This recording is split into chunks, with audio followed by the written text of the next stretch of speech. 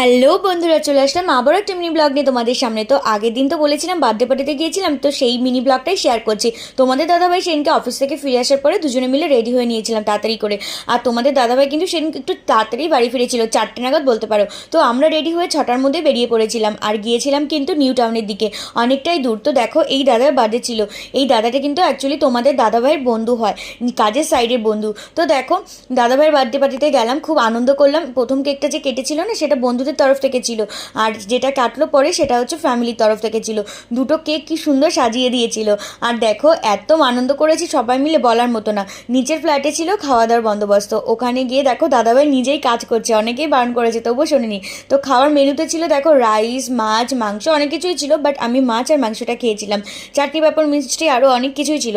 তো দেখো খেয়ে দিয়ে তারপর অনেকটা রাত হয়েছিল, 11টা বাজতে যায় প্রায়, তখন আমরা বাড়িতে ব্যাক করেছিলাম। তো চলো বন্ধুরা, ব্লগটা কেমন লাগলো জানিও, ভালো লাগলে সাবস্ক্রাইব করে দিও।